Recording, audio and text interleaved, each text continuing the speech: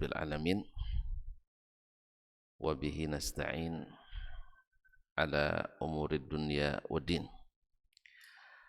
Asyhadu an la ilaha illallah wahdahu la syarika lah waliyus salihin wa khaliqul khalqi ajma'in wa razikuhum wa ma min dabbatin fil ardi illa 'ala Allah rizquha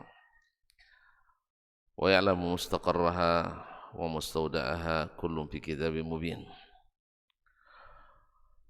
Wa asyhadu anna Muhammadan abduhu wa rasuluhu as-sadiqul amin sallallahu alaihi wa ala alihi tayyibin wa azwaji tahirati ummahatil mu'minin wa ashabihil kiramil ghurril mayamin wa tabi'ina lahum bi ihsanin ila yaumiddin, amma ba'du. Ma'asyiral muslimin, ma'asyiral muslimat, al-hadirin wal hadirat, wal mustami'in wal mustami'at, wal musyahidin wal musyahidat. Bapak dan ibu-ibu, saudara-saudara dan saudari, jemaah salat subuh di Masjid Riyadhul Jannah Uka Pekanbaru, atau para pendengar di 91,1 FM, atau yang menyaksikan melalui KMTV dan lain-lain yang bekerja sama dimanapun berada. Alhamdulillah, subuh ini kembali Allah memberikan nikmat dan rahmatnya pada kita. Diundangnya kita datang ke rumahnya ini. Mudah-mudahan kita menjadi tamu yang berkesan, sehingga tak satu pun kecuali mendapatkan hadiah demikian,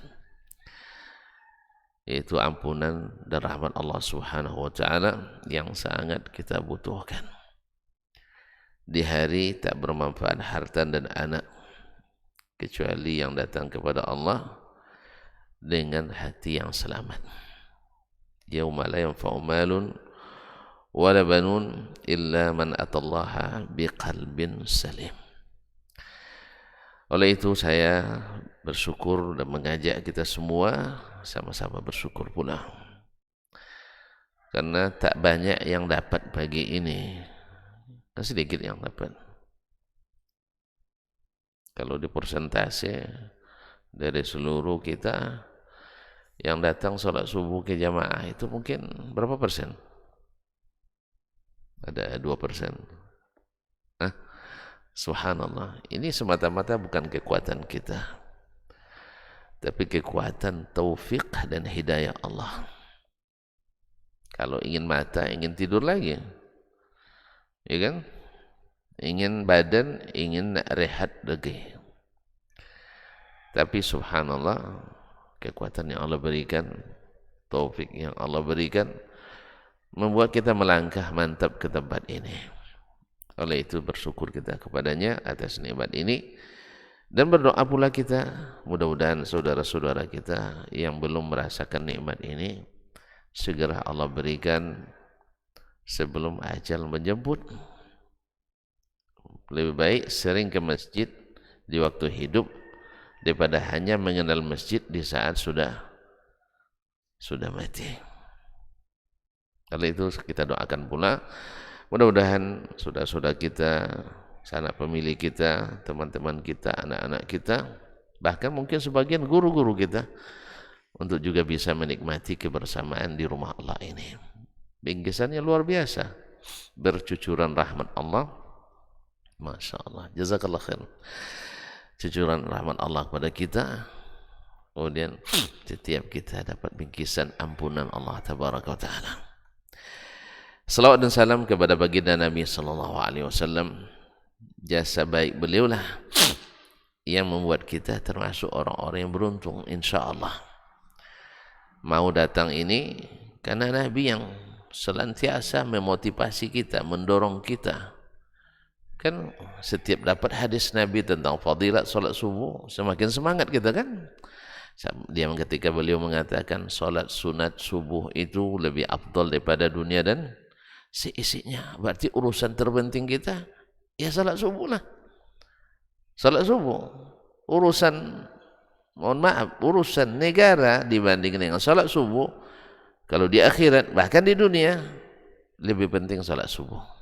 Bahkan salat sunatnya lebih penting daripada urusan negara itu. Artinya, Anda ngurus negara tapi sampai tidak salat subuh gara-gara itu, di sisi Allah tidak berguna. Oleh sebab itu sulit didapatkan keadilan, sulit didapatkan kemakmuran dan keberkahan negeri kalau bangsa itu tidak menghidupkan subuhnya dan salat-salat lainnya. Makanya Allah sebutkan negeri atau orang yang dibantu oleh Allah itu adalah pemimpin yang idza alladzina immakkannahum fil ardi aqamus shalah. Orang-orang yang bila kami berikan dia kuasa di atas permukaan bumi, maka dia dirikan salat. Makanya mulai dari pemimpin terendah jadi pemimpin rumah tangga, dirikan salat, semakin Allah angkat. Habis itu jadi pemimpin lingkungan, pemimpin lingkungan RT misalnya, dirikan salat. Naik lagi di RW, dirikan salat. Jadi di atas RW istri, lurah, camat, bupati, wali kota, gubernur sampai presiden. Percayalah, itu adalah sebaik-baik pemimpin. Makanya Nabi kita SAW menjadi sebaik-baik pemimpin karena beliau adalah amalan yang paling diandalkannya adalah salat. Oleh itu kaum muslimin dan muslimat dirahmati Allah, kita berharap dan berdoa mudah-mudahan seluruh kita, mulai dari rakyat sampai pemimpinnya, atau mulai pemimpinnya sampai rakyatnya, senantiasa menikmati indahnya subuh di Masjid Riyadhul Jannah ini atau di masjid-masjid lain. Lepas itu nak pergi kemana-mana bebas kita. Nak pergi ke pasar, nak pergi ke kantor, nak pergi mancing, nak pergi berlibur, nak pergi buatlah ya. Semua yang dihalalkan Allah, subhanahu barakah, barakah. Tapi kalau tidak, masya Allah, kalau nak berjalan jauh, nak pergi rehat, berkelana, tamasya, dah siap-siap sebelum jam 3. Pas azan tak bergerak kita. Ini adalah sesungguhnya tertutupnya pintu kebaikan dari diri kita dan keluarga kita. Salawat dan salam kepada Nabi sallallahu alaihi wasallam. Pada pagi ini kita belajar sirahnya.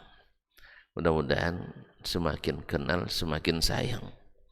Semakin sayang semakin cinta. Semakin cinta semakin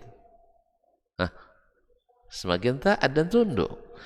Makanya sering saya katakan, kalau antum tunduk sama istri, taat sama istri, berarti antum cinta padanya. Gitu? Makanya pandai-pandailah istri untuk melayani suaminya.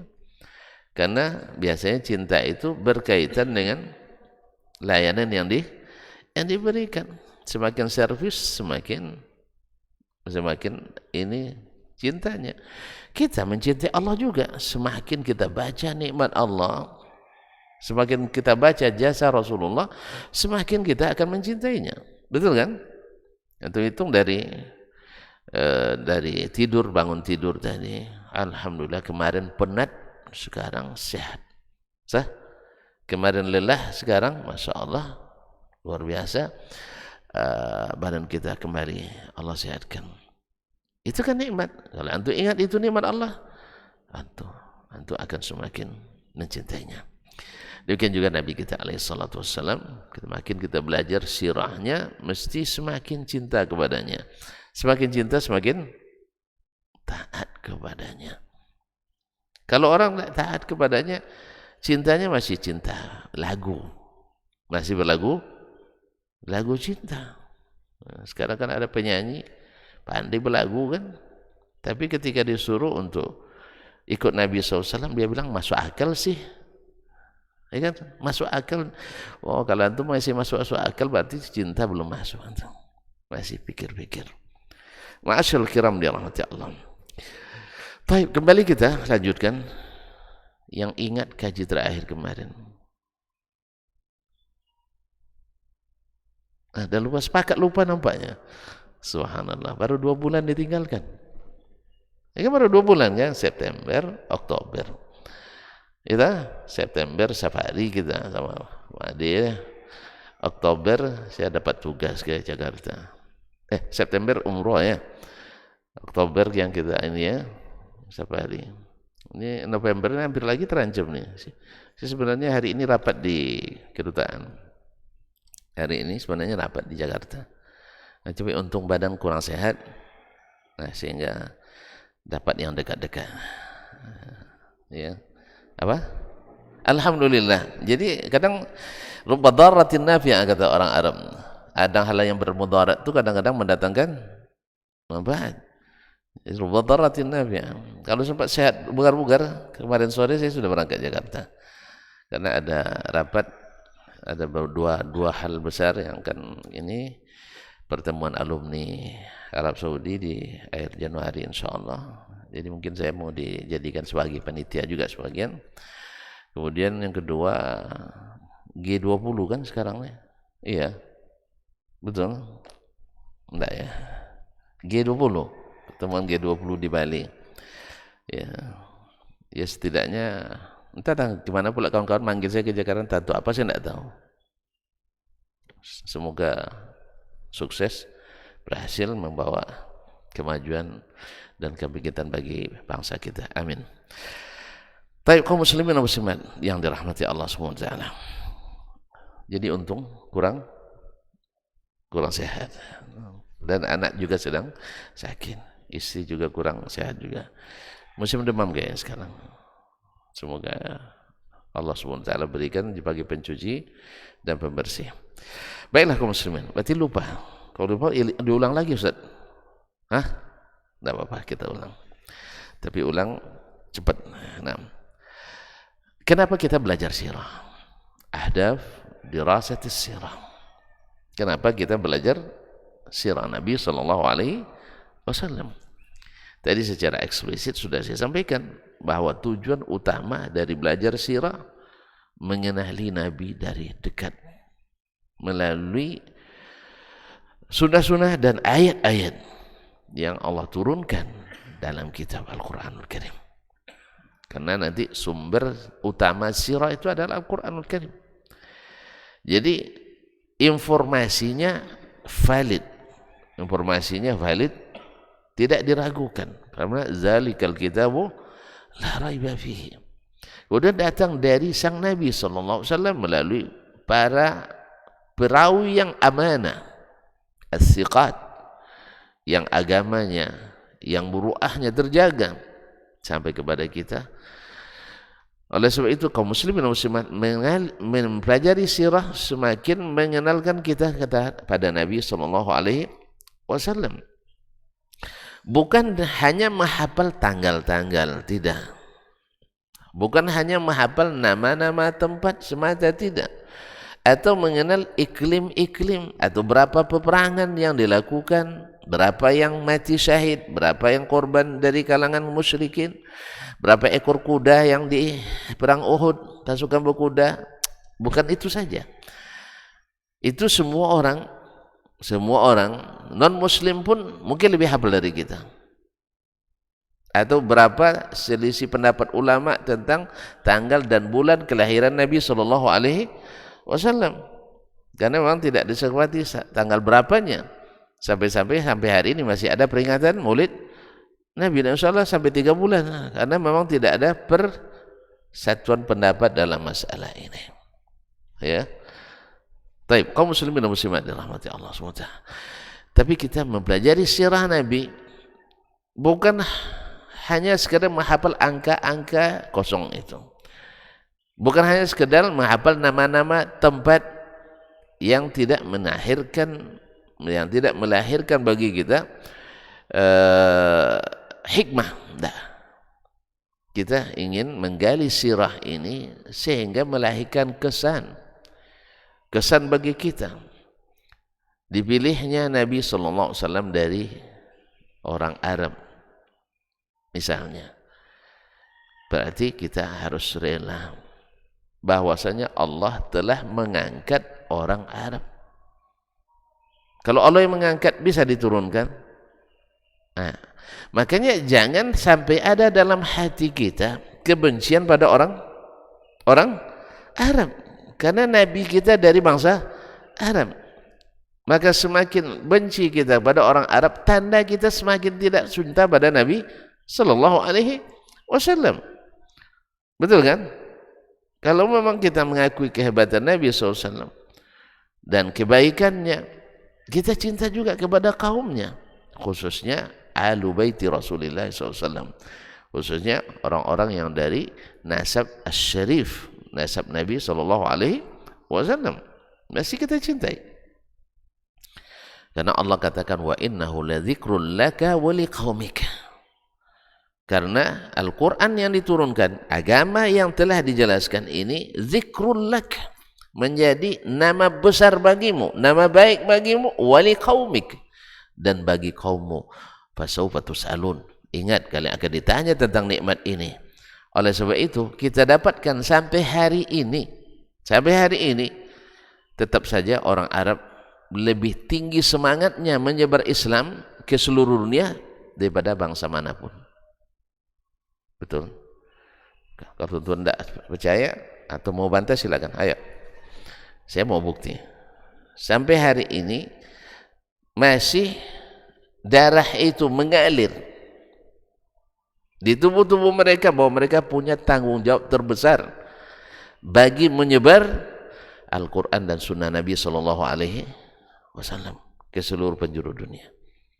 Walaupun nanti akan lahir ulama-ulama dari bangsa-bangsa non-Arab, tapi mereka jadi ulama dengan bahasa Arab. Kalau dia tidak pandai bahasa Arab, makanya keahliannya dalam agama pada umumnya diragukan. Karena syarat memahami Al-Quran dan Sunnah adalah pandai bahasa Arab. Makanya kalau tidak pandai bahasa Arab, kayak tadilah, masuk akal sih, kan itu lagi, masuk akal dikiranya agama ini pakai akal-akalan. Agama ini agama ilmu, agama wahyu, bukan agama akal-akalan. Tetapi seluruh yang disyariatkan dalam agama mesti masuk akal. Semuanya masuk akal. Kalau ada yang tidak masuk akal dan sahih dari Nabi SAW, berarti akalnya bermasalah. Akalnya bermasalah, maka harus dibawa ke bengkel. Ya, harus dibawa ke bengkel wahyu. Hanya wahyu yang bisa memperbaiki akalnya tersebut. Sampai dia beriman kepada wahyu. Kalau tidak beriman, tak akan bakal masuk akalnya. Makanya iman dulu baru berilmu. Beriman dulu baru belajar ilmu. Tapi belum beriman, dia sudah belajar ilmu. Akhirnya dia sesat berdasarkan ilmu. Ada orang sesat setelah berilmu? Ada orang sesat setelah berilmu? Hah? Subhanallah. Ini satu persatu harus pakai bukti nih ya. Orang sesat setelah berilmu ada? Apa contohnya? Banyak, cuma sebutlah contohnya. Saking banyaknya payah milih ya, macam cari sepatu di toko sepatu besar, semuanya bagus, semuanya apa? Baik, susah milihnya. Contohnya kaum munafikin. Kaum munafikin berilmu apa tidak? Berilmu, hidup di zaman Nabi SAW. Di zaman kita ada orang munafikin? Lebih banyak lagi. Nah, mereka berilmu, tapi mereka tidak beriman. Mereka tidak beriman. Mereka menunggu-nunggu kejatuhan Nabi dan para sahabat. Sama juga hari ini, menunggu-nunggu kejatuhan ulama. Kalau ulama jatuh, mereka berbahagia. Apa sebab? Umat akan ikut mereka. Tapi kalau ulama masih tegak, ulama masih memberikan ilmu, maka umat tidak segera taat pada mereka. Karena kalau ulama enggak ada, tinggal main akal-akalan lagi. Tinggal main akal-akalan. Sehingga mereka bisa merubah-rubah agama ini menurut akal dan keinginan. Tapi kalau ulama enggak. Nah, kalau ada ulama yang berilmu tapi masih ngikut akal-akalan, berarti dhalla ala ilmin. Sesat dalam keadaan berilmu. Ada apa enggak? Ada. Yaitu para pengikut hawa nafsu. Para pengikut hawa nafsu. Contohnya Wasil bin Atha, pendiri aliran Mu'tazilah. Gurunya tidak tanggung-tanggung, Imam Al-Hasan Al-Basri, ulama terbesar di Basrah pada masa tabi'in. Gurunya, ya gurunya murid sahabat gurunya. Hampir dia jadi tabi'in dia. Tapi karena hawa, akhirnya dia berpisah dari gurunya dan menentang gurunya setelah dia lama menuntut ilmu pada gurunya. Apa sebab? Tidak masuk. Apa sebab?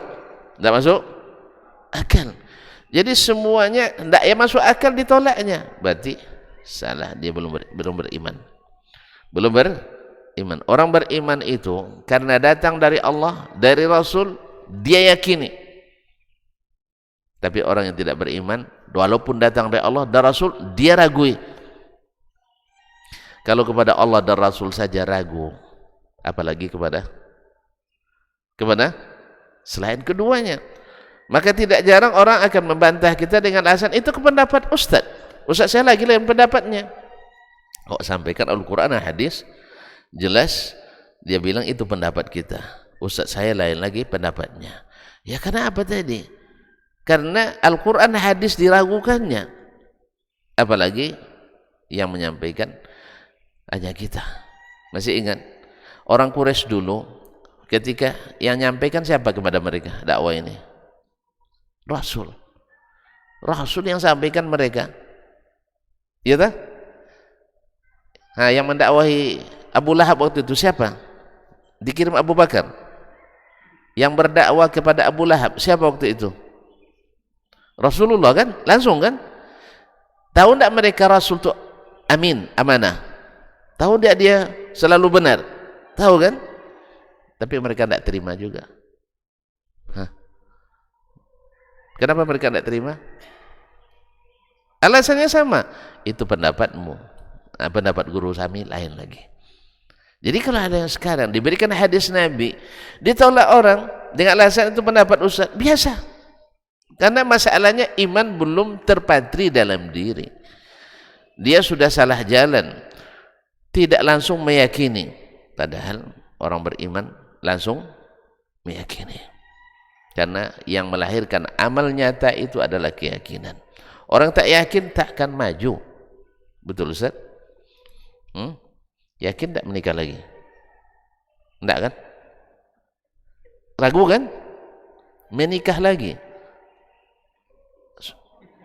Nah, masih insya Allah orang Indonesia. Insya Allah orang Indonesia nggak jadi. Ini masih insya Allah Indonesia itu insya Allah Islam ini. Islam, insya Allah. Ah, berarti tidak ragu. Insya Allah maju. Kalau saya masih insya Allah. Nah, jadi kaum muslimin dan muslimat dirahmati Allah, yang siap melaksanakan adalah yang yakin. Yang tak siap melaksanakan orang ragu. Makanya kalau dimulai menerima informasi dari Allah dan Rasul dengan keraguan, diteliti dulu, takkan pernah memajukan Islam. Dia akan meninggalkan Islam dengan berbagai alasan. Sebab apa? Tadilah masuk akal sih atau tidak? Masalahnya masuk akal atau tidak? Akal dah penuh dengan syubhat, macam mana ayat nak masuk? Jelas kaum muslimin dan muslimat. Nah, ini tujuan utama daripada mempelajari sirah Nabi sallallahu alaihi wasallam, yaitu melahirkan ketaatan dan cinta kepadanya. Yang kedua, kaum muslimin dan muslimat dirahmati Allah Subhanahu wa taala. Nanti akan kita ketahui bahwa apapun yang datang dari Nabi sallallahu alaihi wasallam adalah terpuji dan tertinggi. Apa yang datang dari Nabi semuanya terpuji dan punya nilai paling tinggi. Nilai paling tinggi. Tuan-tuan, kita ini andai ujian syarat lulusnya wajib nyontek. Kalau ada ujian syarat lulusnya wajib nyontek. Tahu nyontek? Enggak tahu. Menuwe. Tambah enggak tahu. Harus lihat. Nyontek tahu kan? Tahu lah, masa enggak tahu, udah sering dilakukan. Nah, kaum muslimin muslimat dirahmati Allah. Wajib nyontek. Antum cari yang nilainya paling rendah atau nilainya paling tinggi? Hah? Serius ini? Iya. Atau ujian misalnya di kuliah open book, boleh buka buku. Antum cari buku yang sering dirujuk atau buku yang jarang dirujuk? Yang sering dirujuk. Yang jadi rujukan utama oleh dosen itu. Kalau perlu diktatnya Pak dosen. Iya kan? Makanya Pak dosen manfaatkan sebagian untuk jual diktatnya. Ada juga, tidak banyak, tapi sering. Jadi supaya laku diktatnya mesti beli, mahasiswa mesti beli. Dan harganya kadang-kadang lumayan. Ada sebagian. Tidak banyak dah, tapi sering. Kalau tidak beli diktat dapat C. Jadi kaum muslimin. Pas ujian open book. Antum akan cari yang paling jadi referensi. Nah, Nabi SAW Allah yang puji langsung tentang beliau. Wa innaka la ala khuluqin azim.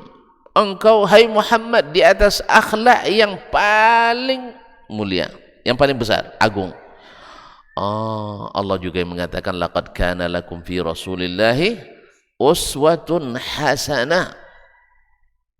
Sesungguhnya terdapat pada diri Nabi SAW itu bagimu adalah uswah hasanah, ikutan yang baik. Kemudian Allah juga katakan wa anna hadza sirati mustaqiman fattabi'u. Inilah jalanku yang lurus, ikuti. Bahkan Allah juga mengatakan, seperti juga akan kita sebutkan, qul in kuntum tuhibbunallaha fattabi'uni. Andainya kalian mencintai Allah dengan benar, ikuti aku. Berarti kalau Allah sudah merekomendasi, perlu rekomendasi yang lain? Kalau Allah sudah merekomendasikan, perlu lagi kita rekomendasi yang lain? Makanya orang ketika belajar sirah mendapatkan Nabi mengatakan, mengamalkan, membolehkan, mengiyakan, menetapkan, dia akan menjadikannya sebagai contoh terbaik. Apa sebab? Tidak ada dari Nabi yang datang dari Nabi kecuali kebaikan. Oleh itu kaum muslimin dan muslimat dirahmati Allah, mengikuti atau mempelajari sirah Nabi SAW menyebabkan kita akan mencontoh Nabi dalam mengamalkan Islam ini. Akan mencontoh Nabi dalam mengamalkan Islam ini. Karena dia adalah contoh gambaran hidup. Sehingga ketika ditanya kepada ibunda kita Aisyah radhiyallahu anha tentang akhlak Nabi SAW, Aisyah tidak ragu mengatakan kana khuluquhul Quran. Akhlaknya adalah Al-Quran. Oleh itu kaum muslimin dan muslimat dirahmati Allah, nanti dalam sirah akan kita dapatkan Nabi SAW dalam segala keadaan, bagaimana beliau bersikap, bagaimana beliau berkata, bagaimana beliau berbuat dan sebagainya. Ma'asyiral kiram dirahmati Allah subhanahu wa ta'ala. Yang ketiga, di antara tujuan mempelajari sirah Nabi SAW ini, kita kalau ada orang yang punya kebesaran dan ketinggian, kebesaran nama, ketokohan, tertarik kita mempelajarinya. Misalnya antum tertarik dengan ilmu apa? Penerbangan, ya, penerbangan. Nah, antum ketemu nama Wright bersaudara misalnya, Wright bersaudara, kenal? Oh, berarti tidak saya suka penerbangan, yang lain lah kalau gitu. Ilmu perburungan, burung, tahu? Tidak juga. Bilanglah apa yang suka. Wisata kuliner. Ya, antum pernah mendengar nama besar seorang chef internasional, Gusto misalnya, pernah dengar juga? Belum penikmat makanan apa yang dinikmati sebenarnya ini? Jadi tentang seorang penulis misalnya, Ada penulis yang antum enggak antum ini? Syair juga enggak ada sukanya, subhanallah. So, kita barangkali kita punya hobi tentang sesuatu. Ada yang hobi misalnya hobi bicara tentang kisah-kisah peperangan pakai pahlawan kesatriaan. Kalau Indonesia disebut Indonesia. Kalau orang-orang hebat kesatria hebat dulu disebut dengan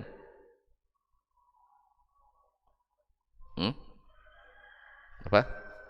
Pahlawan. Iya, siapa pahlawan Indonesia yang paling jadi moto misalnya orang hebat kalau gagah perkasa dia di lapangan tempur disebut siapa biasanya? Ya Sudirman. Ada sudah menjadi brand orang Indonesia itu. Antum tidak belajar zaman prasejarah nampaknya. Ya kalau yang hebat laki-laki namanya misalnya disebut Arjuna. Betul. Kalau perempuan hebat disebut antum tidak orang Indonesia lagi nampaknya. Jadi kalau ada wanita-wanita hebat disebut Sri Kandi, ya sah? Betul ya?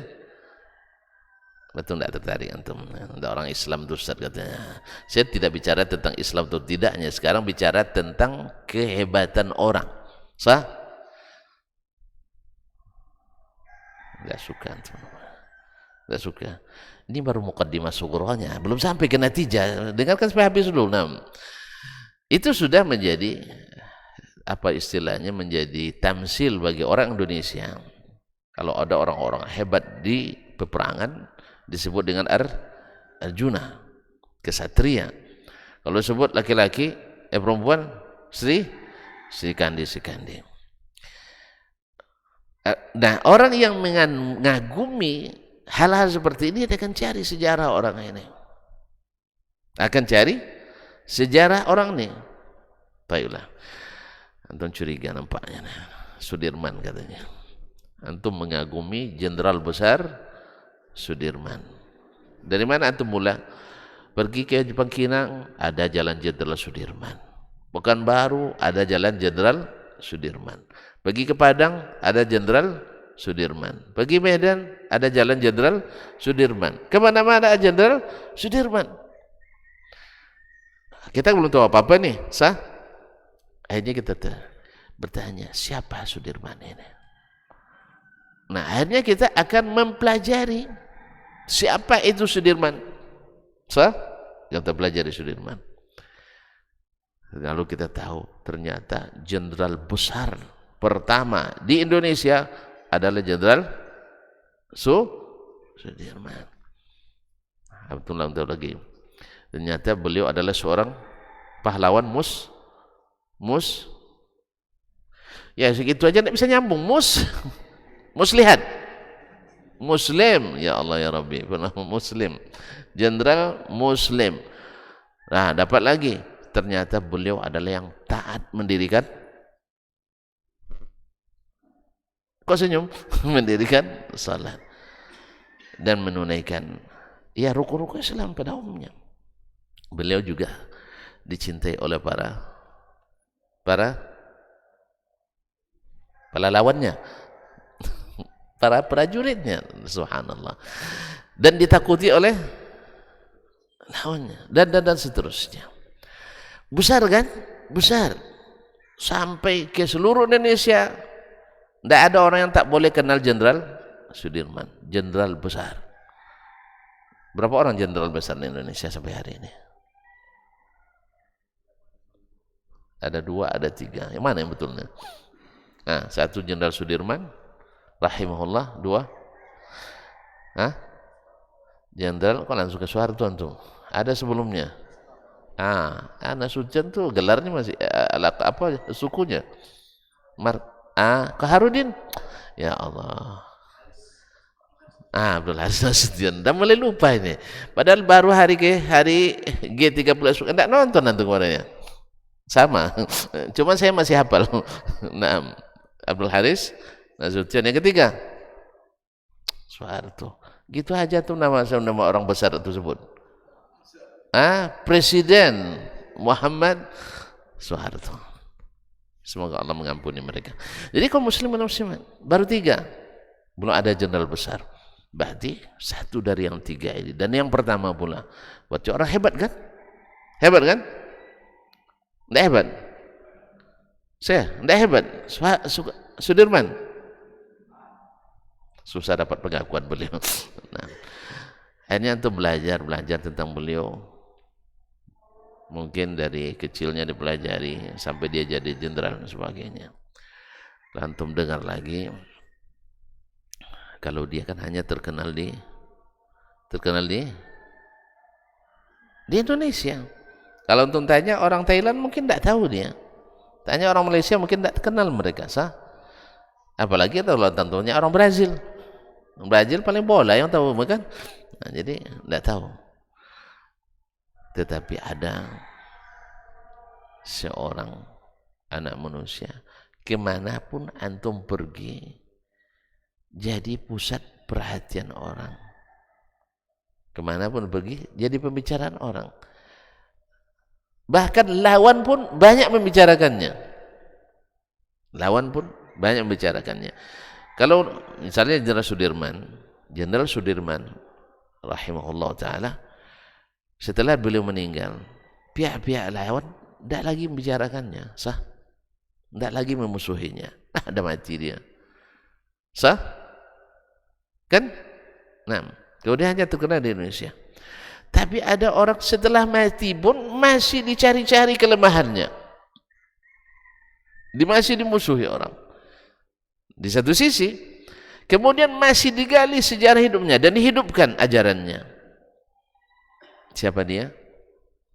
Nabi Muhammad sallallahu alaihi wasallam. Berarti dia orang hebat, sampai lawan pun tidak bisa tidur dibuatnya. Sampai mati pun masih takut orang kepadanya. Makanya syaitan juga menghidupkan syaitan dari kalangan manusia untuk memusuhi Nabi alaihi salatu wassalam. Sampai sekarang proyek dunia internasional untuk mendiskreditkan Nabi dan ajarannya berlangsung sampai hari ini. Dari seluruh dunia muslim diambil orang-orang jenius, orang-orang pintar, disekolahkan ke negeri-negeri yang memusuhi Islam dan Nabinya sallallahu alaihi wasallam. Dididik mereka cerdas, cuman kurang ilmu. Ya, di pesantren dipilih bibit-bibit baik itu, dibawa belajar ke pusat-pusat studi Islam di negeri yang memusuhi Islam. Akhirnya pulang jadi musuh Islam. Nah, semakin dekat kita kepada Islam yang murni, semakin dimusuhi. Jelas? Sekarang ada yang katanya tenaga ahli di lembaga ini dan itu, memang sengaja ditaruh di tempat itu untuk memusuhi orang-orang yang ingin kembali ke Islam yang murni. Berangkatnya dari pondok. Antum tahu sendiri ilmu kita di pondok seberapa. Memang untuk untuk di kalangan kita, untuk di sini kita, misalnya saya tamat pondok nih, ya untuk seriau waktu itu kalau udah tamat pondok saya udah cukup. Untuk jadi alim itu sudah sangat cukup tamat pondok. Tapi kalau untuk bersaing di level internasional, ilmu kita di pondok itu belum ini. Apa sebab? Masalahnya tak pernah ada kitab yang kita tamatkan di pondok itu dipelajari. Yang istilahnya bahasa kampung kami mome dipelajari, memas atau memasnya, artinya dari bab pertama sampai bab terakhir dipelajari dengan guru, itu di pondok tidak ada. Buku ulama ya, tapi kalau ringkasan-ringkasan misalnya petunjuk sholat lengkap, ya tamat memang ini kalau gini. Tapi yang mempelajari seperti yang dipelajari para ulama dulu tidak ada. Nah, yang seperti ini dibawa ke dunia barat, lalu dididik untuk mendiskreditkan Islam dan umatnya, mereka jadi senjata tajam makan tuan, menyerang umat Islam sendiri dengan isu-isu. Kalau sekarang yang paling laku isunya adalah isu Salafi Wahabi. Karena apa? Karena Syiah memang ingin menguasai kita di sini. Secara diplomatik mereka sudah punya hubungan erat dengan kita. Secara hegemoni mereka memang belum punya dari sisi basis rakyatnya. Kita alhamdulillah masih Sunni pada umumnya. Walaupun amalia-amalia banyak yang kita tiru dari mereka, tapi pada umumnya kita masih menganggap ahlus sunnah. Maka disusupkanlah isu-isu anti wahabi ini kepada orang-orang kita yang mengaku ahlus sunnah, dan mereka tanpa sadar telah menjadi corong bagi Syiah. Karena memang Syiah yang paling ditakutinya dari umat Islam ini adalah orang yang mereka sebut dengan Wahabi itu. Orang yang mereka sebut dengan Wahabi. Karena apa? Mereka sulit ditaklukkan oleh Syiah. Apa sebab? Karena mereka paham Syiah itu bukan dari Islam. Tapi yang lain-lain masih menganggap bagian tak bersisa dari Islam. Makanya ketika dulu ulama-ulama dunia, termasuk ulama-ulama Mesir dulu, ada namanya program takrib baina syi'ati wa ahli sunnah, atau ahli sunnah wa syiah, yaitu mengawinkan atau menyatukan antara sunnah dan syiah. Itu ulama-ulama dunia seluruhnya ikut program ini. Ulama-ulama dunia ikut program ini, menerima bahwa sunnah dan syiah bisa duduk sama tinggi, tegak sama rendah. Mulai tak nyimak nampaknya? Iya, mulai tak nyimak. Dan mulai menghayal nampaknya. Waktu masih belum, masih ada setengah jam lagi. Nah, kaum muslimin dan muslimat, bisa duduk sama tinggi, tegak sama rendah. Ya kalau nak sama Syiah memang begitu, duduk sama tinggi, tegak sama rendah. Paham tak? Dengan orang Syiah kita harus terbalik. Tegak sama tinggi, tegak sama rendah, duduk sama tinggi. Tempik nak di hati, tegurung nak di lu. Kalau Syiah memang begitu. Karena mereka dalam ngangguk menggeleng, dalam setuju memberontak. Itulah Syiah. Susah dipegang. Satu-satunya negara ulamanya tidak menerima hanya Arab Saudi dan negara-negara Teluk yang loyalisnya. Apa sebab? Tidak mungkin menyatukan golongan yang mengatakan Al-Quran kita tidak lengkap dengan yang mengatakan Al-Quran ini terjaga dan terpelihara lengkap. Berarti kan mereka ingin katakan Islam kita hari ini tidak lengkap. Kapan lengkapnya? Nanti menjelang kiamat keluar Muhammad bin Hasan Al-Askari. Ya, dongeng Syiah ini mereka akan nanti keluar Muhammad Hasan Al-Askari menjelang kiamat pula. Kapan mau diamalkan Islam lagi? Berarti kita sedang menjalankan Islam yang tidak benar menurut Syiah. Bagaimana nak menyatukan orang yang mengatakan bahwa Abu Bakar dan Umar lebih berbahaya dari iblis dengan kita yang mengatakan sebaik-baik umat Nabi Muhammad sallallahu alaihi wasallam adalah Abu Bakar dan Umar? Bagaimana nak menyatukan antara Syiah yang mengatakan setelah Nabi wafat seluruh umat Islam murtad kecuali 6 orang atau 5 orang, dengan yang mengatakan bahwasanya setelah Nabi wafat tak satu pun sahabat terlibat aliran sesat, apalagi murtad.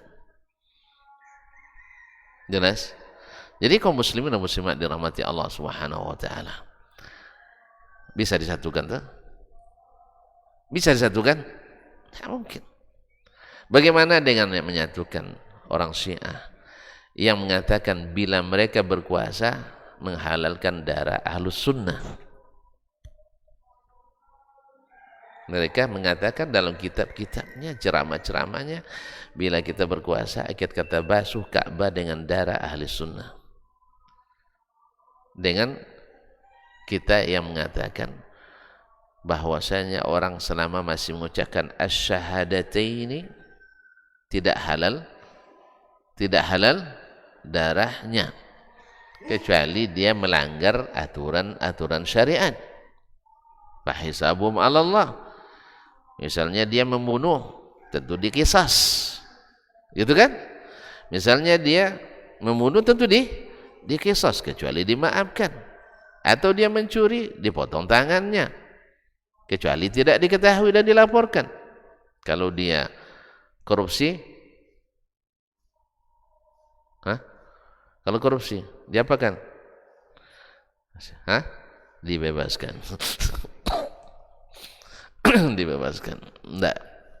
Ada yang nanya dulu ke saya, Ustaz, korupsi itu kenapa nak potong tangan, Ustaz? Saya bilang memang nak potong tangan, tapi potong. Ya tergantung hukum yang menentukan, tapi bukan potong tangan, potong. Ya tergantung hakim yang menetapkan, karena memang tidak ada hadnya.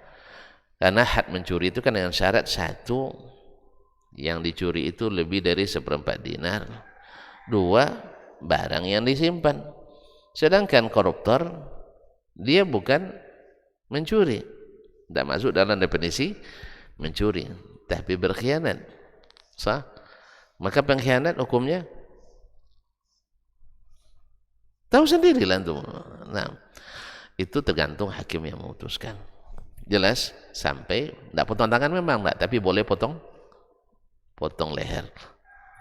Ya, tergantung madarat yang ditimbulkannya bagi negara dan umat serta bangsa.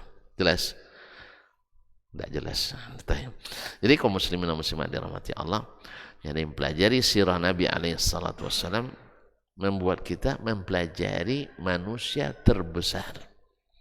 Tentu kita akan lebih bersemangat mempelajarinya dari hanya mempelajari orang-orang yang besar di satu sisi tapi sangat-sangat kecil di sisi-sisi yang lain.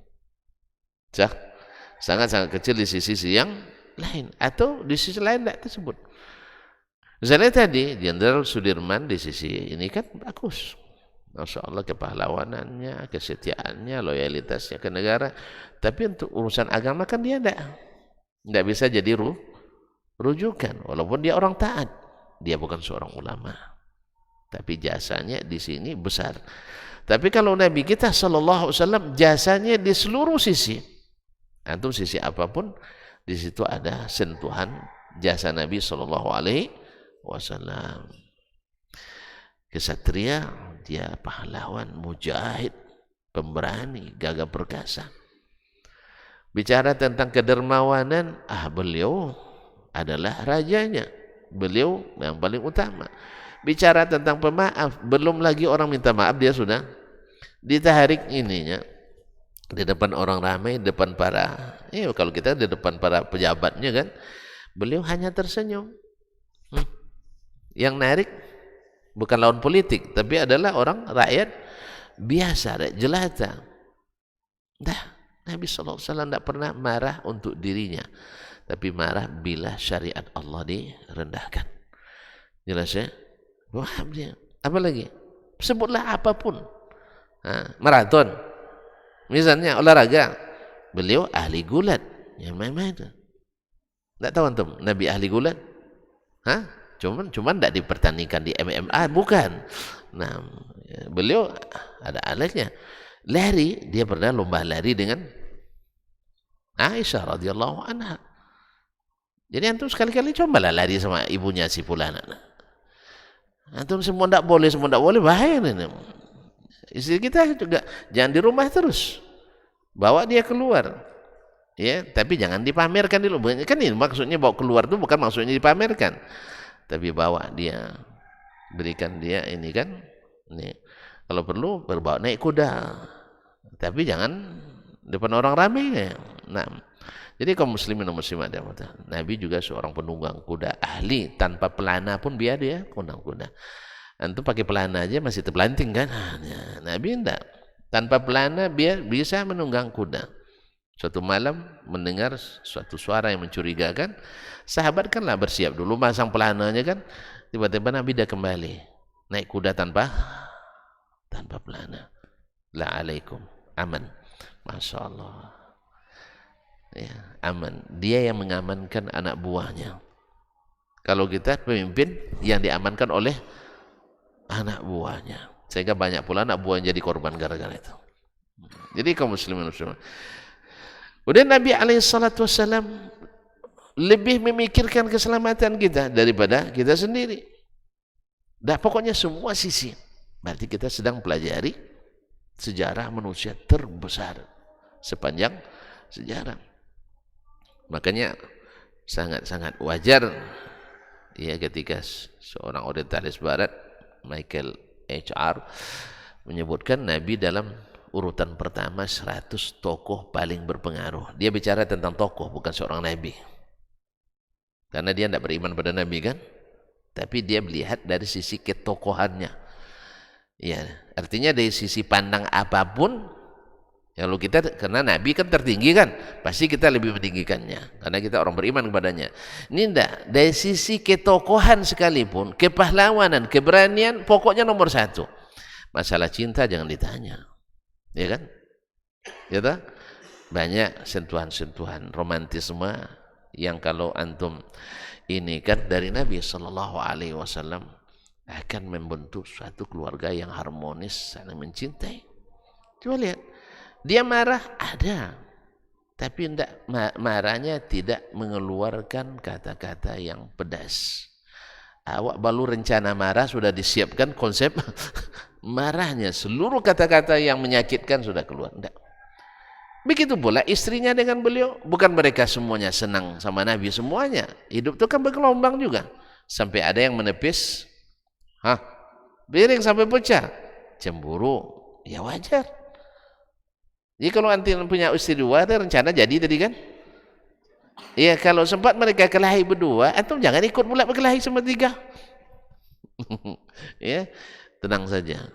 Insya Allah akan damai kembali. Ibu kalian sedang cemburu. Jadi kadang-kadang kita kan kalau di rumah sendiri mungkin kita bisa menahan, tapi depan teman-teman udah diatur sama bini nampaknya kan itu kan, jemur kain aja kelihatan sama teman kita tidak mampu kan, nampak jemur kain lewat Ustaz Dasman, ngumpet dulu, nanti dibilang udah diatur, istri bukan. Justru antum bangga malah kalau pas lewat, misalnya pas saya sedang nyapu misalnya di halaman rumah lewat antum, saya justru senang malah. Biar jadi contoh bagi yang lain. Sebab apa? Karena Nabi sallallahu alaihi wasallam bisyani ahlihi kulli. Nabi suka bantu istri-istrinya, bukan satu istri-istrinya dalam segala pekerjaan rumah. Nyapu dia lakukan, nyuci dia lakukan, ngesol dia lakukan, jahit dia lakukan, masak dia buat kan. Bisa nyuci piring aja. Udah mulai lupa cara nyuci piring. Pas sekali mantu istri langsung pecah 3 gelas. Apa sebab? Dah lama tak nyuci piring. Itu dibuat karena marah-marah pula. Allah musta'an. Jadi kaum muslimin enggak. Jadi inilah Nabi kita alaihi salatu dalam segala bidang. Maka kita pasti lebih tertarik untuk mengikutinya. Dalam kehidupan rumah tangga, beliau adalah yang paling bahagia. Makanya bisa dia menyebar bahagia karena beliaulah yang paling bahagia di dunia. Kita kalau setingkat apa kebahagiaan kita, setingkat itu pula kemampuan kita membahagiakan orang. Orang kalau kita lihat di luar tak bisa membahagiakan. Sebenarnya dia gambaran di rumah juga tidak bahagia, walaupun terpaksa di klise, di kamera terlihat bahagia. Senyum-senyum terpaksa itu terbaca. Jadi senyum terpaksa itu terbaca. Gimana tuh nak membahagiakan orang? Antum sendiri tidak bisa membahagiakan diri sendiri. Nabi SAW adalah yang paling bahagia. Dalam kesulitan pun masih optimis. Dalam ancaman pun, di bawah ancaman berat pun, beliau masih mengingat Allah Subhanahu wa ta'ala. Oleh itu kaum muslimin dan muslimat yang rahmati Allah, ini di antara fawaid. Nampaknya waktu tidak mengizinkan. InsyaAllah kita sambung pada pertemuan yang akan datang. Mudah-mudahan lupa lagi. Masih mengizinkan? Tayyib, alhamdulillah. Kita lanjutkan. Nah, kita tambah satu poin lagi. Ketika kita belajar sirah Nabi SAW, ini tujuan dan faedahnya, kita kan dalam kehidupan ini kan berbagai profesi. Ada yang apa profesi kita misalnya sebagai dai, ya. Dai ini profesi paling sulit juga rupanya. Sulit. Sebab dakwah kita kepada Allah. Kalau tidak sulit, silakan dakwah kita kepada keinginan orang banyak. Itu tidak sulit. Tapi kalau dakwah kepada Allah, tidak ada yang tidak sulit. Tapi kalau dakwah kepada keinginan jemaah, itu mudah. Tergantung jemaahnya di mana. Kalau di Riyadhus Shalihin, baca aja keinginan masyarakat Riyadhus Shalihin. Baca yang menurut mereka disenangi. Selesai. Atau dalam bahasa lain, tak ada satupun masalah. Antum nak kiblatnya ke timur, tidak masalah. Nak kiblat ke barat, tidak ada masalah. Nak solatnya cepat, tidak ada masalah. Nak solatnya lambat, tidak ada masalah. Nak solatnya di rumah, tidak ada masalah. Nak solat di masjid, tidak ada masalah. Pokoknya tidak ada masalah. Ya. Semuanya tidak ada masalah. Nak katakan Allah bersifat sekian atau bersifat sekian, tidak ada masalah. Semua tidak ada masalah. Ini sebenarnya dai yang bermasalah. Yang seperti ini sebenarnya dai yang bermasalah, tetapi membuat seolah-olah tidak bermasalah.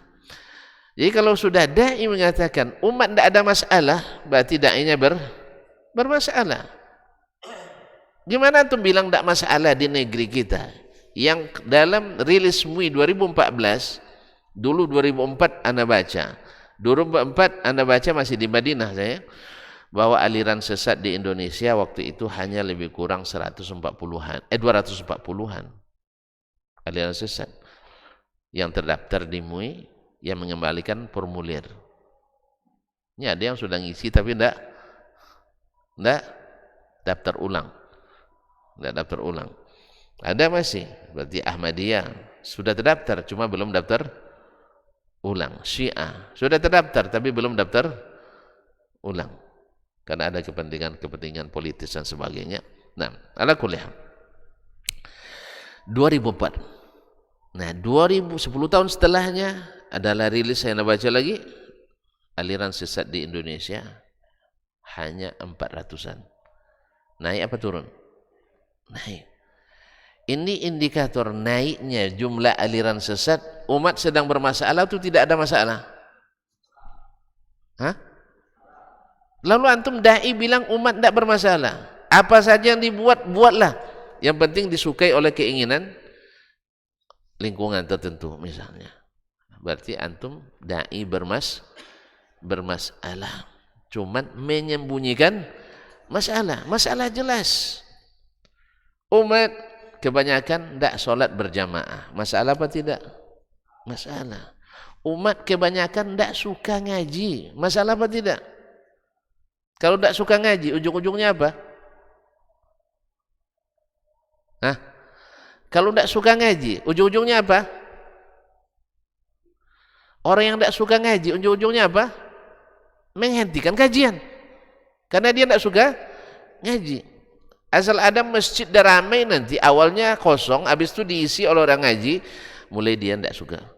Akhirnya dia buat makar dan provokasi ini.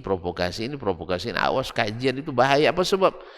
Katanya kita masuk neraka semuanya. Dibilangnya kita masuk neraka. Mendengarkan kata-kata kita semua masuk neraka, siapa yang tidak marah? Apalagi orang yang punya kuasa. Dari tadi sudah berapa kali kita bilang semua orang masuk neraka. Nah ini jujurnya, kalau tidak kita putar rekaman kembali. Sudah berapa kali kita bilang semua orang yang tidak di sini masuk neraka? Sudah berapa kali? Ada? Tidak ada. Ya tak? Urusan surga neraka Allah. Cuman kita ingatkan, kalau nak masuk surga ini jalannya, nak masuk neraka tidak perlu diingatkan jalannya. Semua tahu tuh. Yang kalau ke neraka semua orang tahu, tanpa berilmu tahu ke jalan ke neraka. Ya Ustaz ya?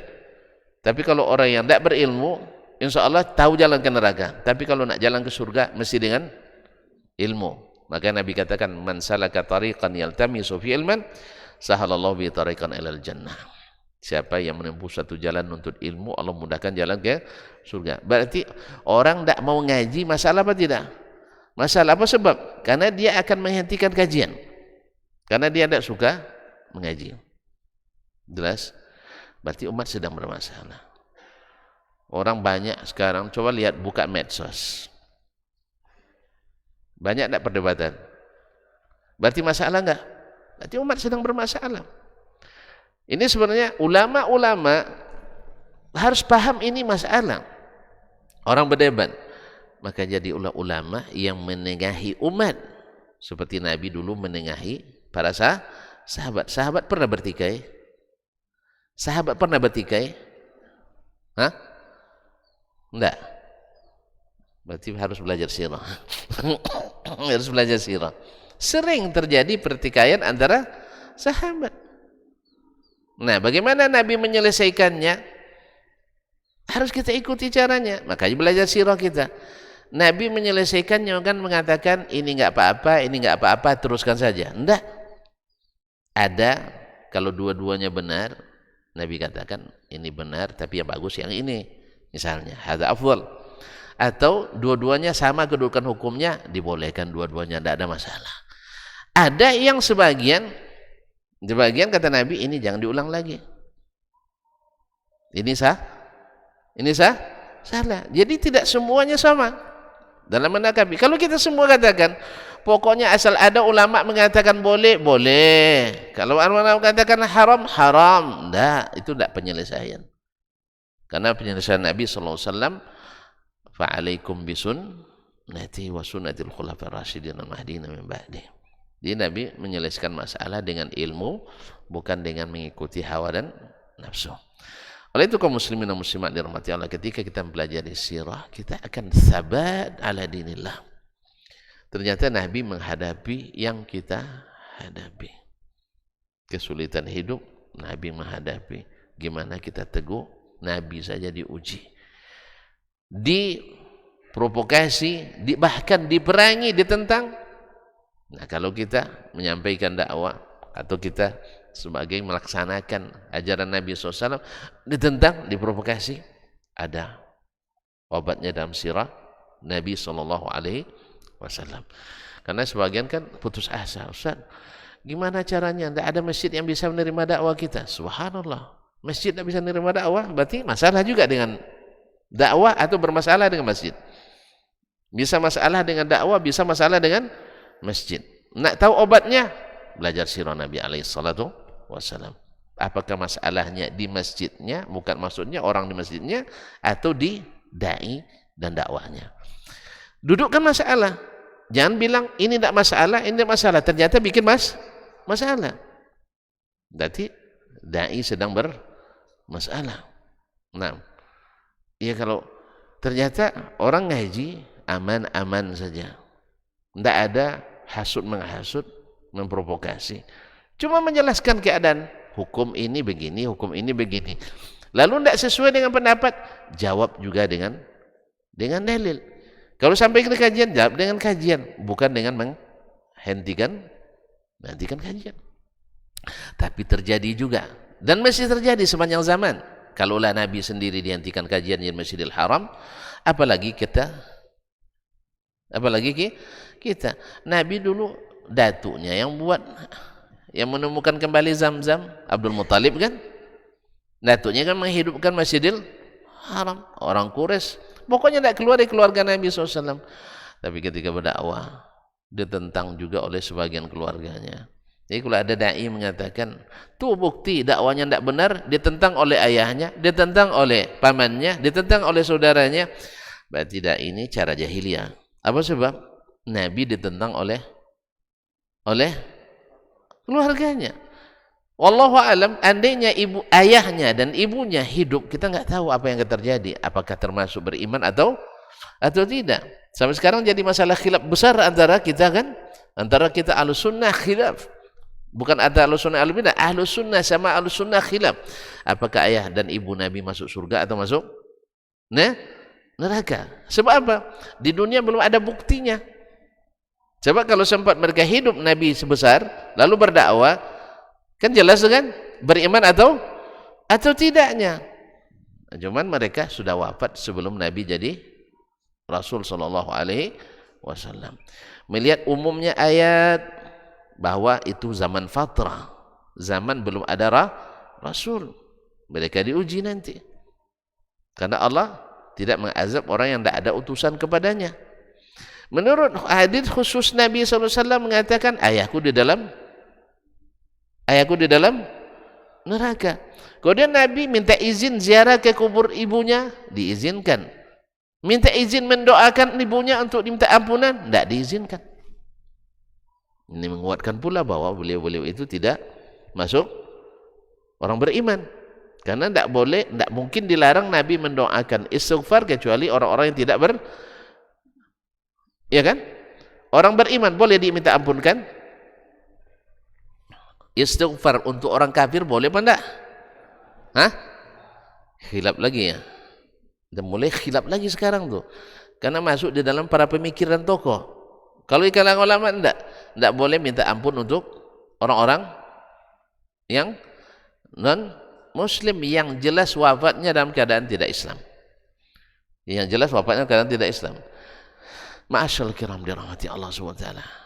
Nah, ini masalah besar lagi. Sebab apa? Orang tuanya tidak hidup sampai zaman. Andainya hidup kita enggak tahu. Sah? Hanya Allah yang tahu karena ilmu kita tidak sampai di sini. Tapi yang jelas mereka wafat sebelum Nabi jadi utus jadi Rasul. Nah, kalau alasan benar tidak dakwah karena ditentang oleh kebanyakan, ini masih gaya jahiliyah juga, gaya berpikir kita.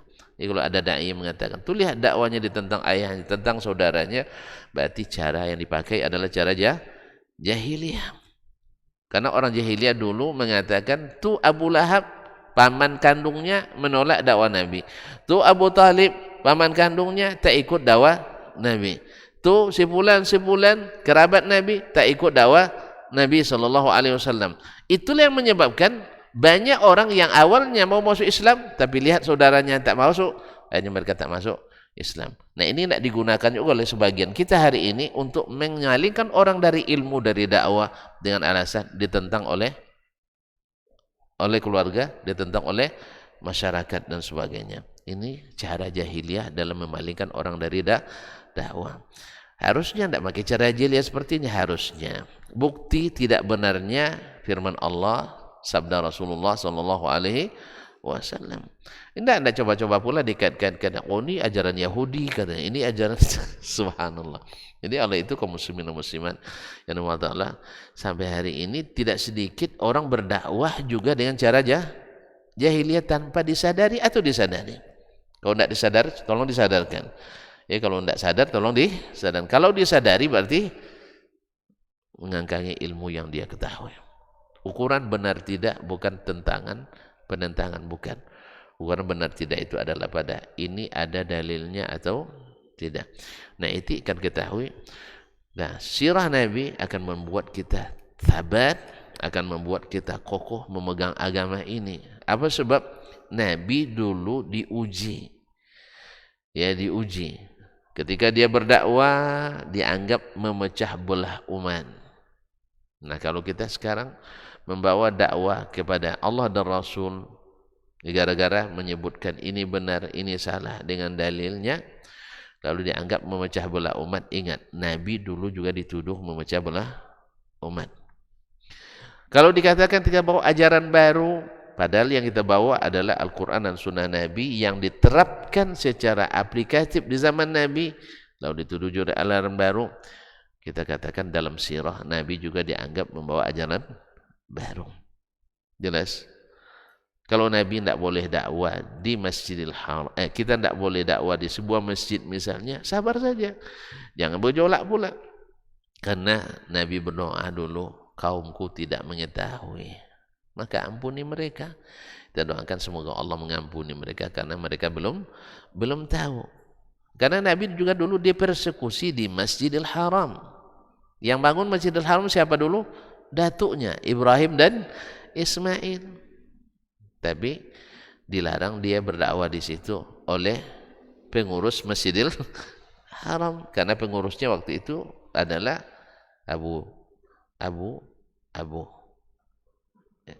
Iya banyak abunya waktu itu. Jadi yang pakai abu-abu tidak mesti orang-orang saleh. Jadi kaum muslimin bisa saja terjadi. Lalu kita baca dalam sirah Nabi Shallallahu Alaihi Wasallam mengalami hal yang sama, maka kita akan semakin kokoh juga. Jelas ya? Ini faedah luar biasa belajar sirah Nabi Alaihi Salatu Wassalam. Nabi mau dibunuh orang gara-gara dakwah misalnya. Kita diancam saja sudah kader kita dah. Diancam misalnya, ancamannya enggak tanggung-tanggung, udah mati so enggak dikuburkan misalnya kan. Ya saya pernah juga diancam orang, awas kalau mati enggak dikuburkan nanti katanya Ustaz. Saya bilang kalau enggak dikuburkan saya cari malam hari. Iya kan dalam keyakinan mereka kan arwah genta. Kan arwah yang tidak dikuburkan arwah genta ya. Ya kan sih tak cari nanti malam hari sebelum kan. Akhirnya luar biasa juga. Iya kalau kita dah mati tidak usah risau tak dikuburkan tak ada hubungan lagi.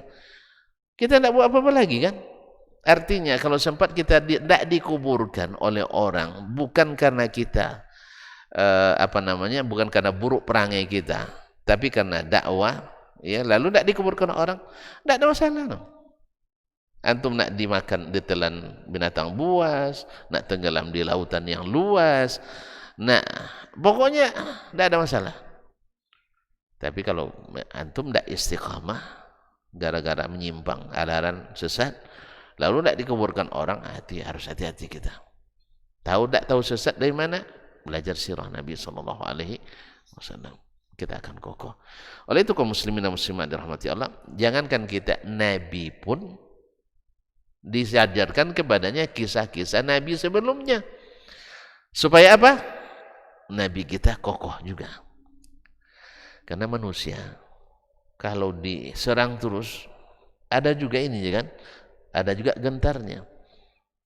Apalagi yang menyerang ramai sekali. Dalam pepatah Arab dikatakan al-jama'atu taghlibus syaja'ah. Orang ramai itu mengalahkan keberanian. Jadi kalau ada yang ngaku-ngaku jagoan tapi dikeroyok ramai-ramai, ya habis juga dia. Masalahnya kita larinya ramai-ramai, itu masalahnya. Kebanyakan kita lari ramai-ramai. Oh itu bahaya tuh katanya, jagoan itu. Akhirnya masuk ayam dia. Sedikit-sedikit gertaknya kita, sedikit gertak. Buktinya orang jagoan masa dulu ya, sekarang jangan cari kita jagoan-jagoan dulu. Ada jagoan dulu sebuah pasar dulu di Kampar sana, Kampung Ustaz mungkin bangkali itu. Selalu ngancam penjual, mengancam. Satu hari ada penjual ayam atau penjual apa, dia tidak tahan lagi ditekan terus. Awak belum dapat duit lagi, dia sudah dapat duit. Awak belum sarapan, dia sudah menikmati. Akhirnya dilawannya sampai pingsan, jagoan itu dibuatnya sampai pingsan. Akhirnya dia takut, ketakutan, akhirnya disiram dengan air siuman jagoan itu kan. Pas dia siuman masih melawan juga kamu katanya. Padahal dia yang pingsan di plaza, dia juga masih gertak juga. Memang fitrahnya suka gertak, baru siumannya masih menggertak lagi. Jadi kaum muslimin muslimat rahmati Allah SWT. Jadi kadang-kadang al-jama'atu taghlibus syaja'ah. Orang ramai itu mengalahkan semangat yang sendiri. Tapi ketika Nabi SAW diberikan Allah SWT pelajaran tentang nabi-nabi sebelumnya, misalnya dalam surat Yusuf Allah katakan nahnu naqussu 'alaika ahsanal qasasi bima auhayna ilaik hadzal qur'ana wa in kunta min qablihi laminal ghafilin. Kami menceritakan kepadamu sebaik-baik kisah melalui wahyu yang kami wahyukan kepadamu. Wa in kunta min qablihi laminal ghafilin, walaupun engkau sebelumnya enggak tahu ini hai Muhammad. Dia tidak tahu kisah ini. Lalu Allah kisahkan tentang Nabi Yusuf alaihissalam. Allah. Itu baca kita Yusuf tambah lama lagi itu buka. Nabi Yusuf dikucilkan oleh saudara kandungnya. Nah, ini kan pelajaran nih. Nah, antum pernah tidak dikucilkan oleh saudara? Alhamdulillah, syukur selamat di bab ini. Yang pernah dikucilkan? Nih contohnya. Nabi pilihan dikucilkan saudara. Akhirnya hati kita pun ternyata kalau kita sabar, Yusuf ketika dia sabar Allah berikan yang baik. Ujian demi ujian dia lalui. Baik. Saya tidak bisa terperinci masalahnya. Yang jelas, Nabi pun dikisahkan kepada kisah-kisah untuk menguatkan Nabi SAW. Laqad kana fi qasasihim ibratun lil albab. Dalam surah Yusuf juga, sesungguhnya dalam kisah-kisah mereka itu terdapat ibrah bagi orang yang berakal. Nah, bagi orang yang berakal. Kemudian zalika min amba'il qura naqussu 'alaika minha qa'imun wa hasid. Dan seterusnya. Masih banyak ayat-ayat yang dijelaskan, kisah-kisah yang disampaikan ke Nabi sallallahu alaihi wasallam yang intinya linuthabbita bihi fuadak, untuk kami kokohkan hatimu dalam berdakwah ini. Oleh itu kaum muslimin dan muslimat dirahmati Allah, mempelajari sirah Nabi akan semakin mengokohkan kita. Akan semakin mengokohkan kita kalau kita mau mengambil pelajaran daripadanya. Sampai sini dulu, jangan buka poin yang lain lagi. Yang tadi udah mulai lupa. Nah, kita cukupkan sampai di sini. Mudah-mudahan Allah tuliskan kesempatan bertemu kembali pada masa dan waktu yang akan datang. Semoga semua yang menjadi sebab pertemuan ini Allah berikan pahala yang tinggi, dan semoga Allah SWT jaga dirinya, Allah jaga keluarganya, jaga agamanya, jaga harga dirinya, dan semoga semua yang hadir tidak mendapatkan kecuali bagian yang terbesar. Semoga Allah SWT jadikan kita orang-orang yang berhati besar, yang mudah-mudahan juga berharap semoga seluruh umat ini mendapatkan hidayah dan taufik Allah SWT, dan yang sudah mendapat mudah-mudahan Allah tetap dan kokohkan. Wabillahi taufiq wal hidayah. Wa subhanakallahumma bihamdik asyhadu an la ilaha illa anta astaghfiruka wa atubu ilaik. Wassalamualaikum warahmatullahi wabarakatuh.